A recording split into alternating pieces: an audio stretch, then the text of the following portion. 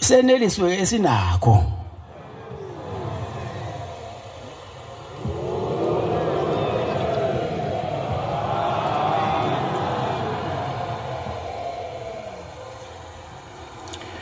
ngabe khona ukuzondana phakathi kwekholwa nekholwa.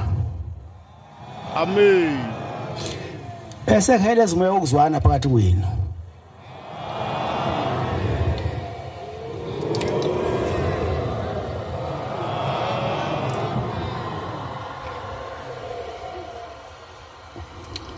Sicela nje ushembe ubani asilungisele onembeza. Ngoba unembeza iyona nto encane kodwa ehluphayo. Fana nenhliziyo incane kodwa iyahlupha.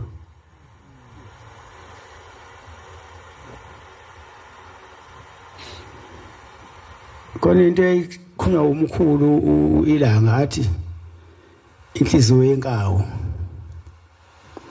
Inkawu iyantshontsha emasimini umbila inamakhwapha amabili.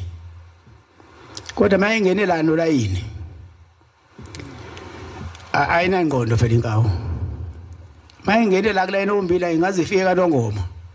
Iloku ithathile ngapha ifaka phakathi sathi ifaka kuphuma okunye faka la kuphuma okunye yophuma nothule phambili. Inhliziyo yomonake leyo.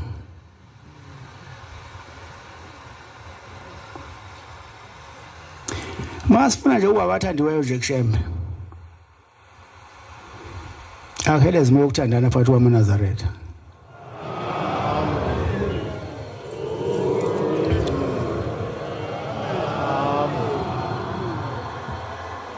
Besicela yena ushembe asigeze inhliziyo zibe mhlophe njengengubo esigqokile.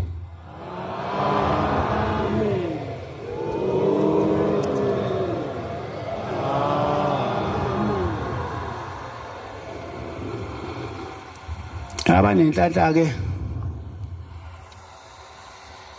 bayicelile intiselo kwabantu abawonene nabo.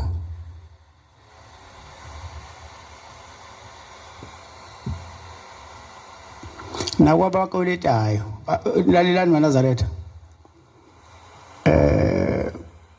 Umashonisa ngabe ufanele yini ukuthi iNazaretha lebe umashonisa?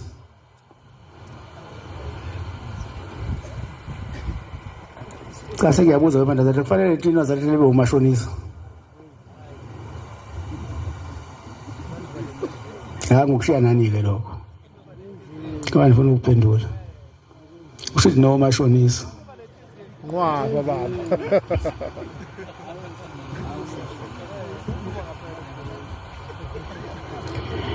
Oh thandanani ke maNazaretha nibe munye. Asixolela.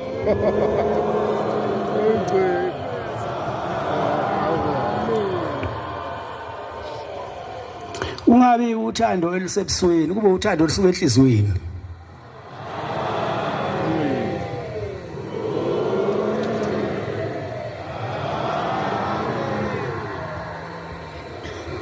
Abanye ke manje sebezoqala ke anokwenze nje maNazaretha angabo bashiya abantu basemakini abangasekho maniza esabathini anobathatha nibabikele ukuthi asambeni sesabathini manje.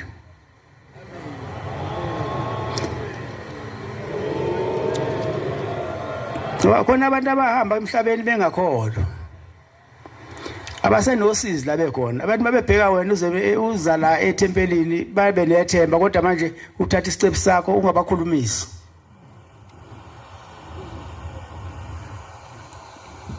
Futhi mase bakhulumisile fanele ubanikele nje ukunikela nawe ubahlambulukele. Ngiyekizwe ukuthi umuntu wala ndoba weza la izokholelwa abakubo.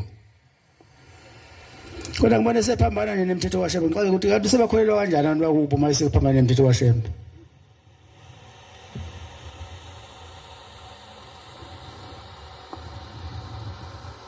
Yabona manje siyaba sebuhlini.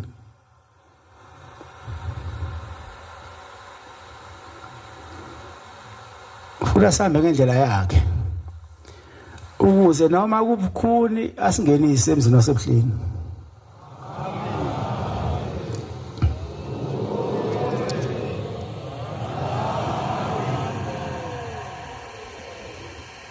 ngitsheleke mana zathi angifisi kube nto yedwa uzungilethela amacala.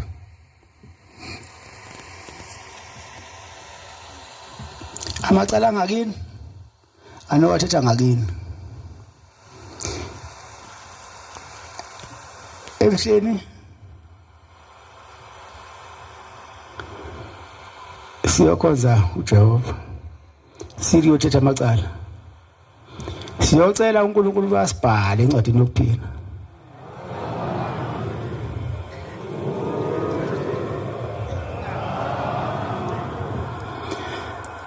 Asilobe nasemhlanganweni kaJulayi.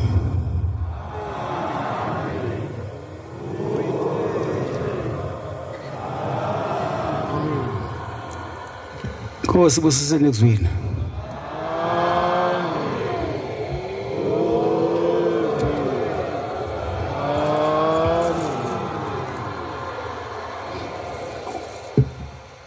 Sizovala inkonzo yethu yamanje ngesihlabelelo sekhulu amashumi amabili nesihlanu 125.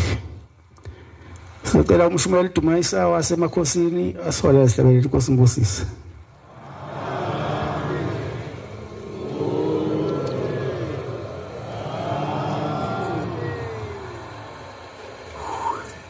Nkosi busipha abanye.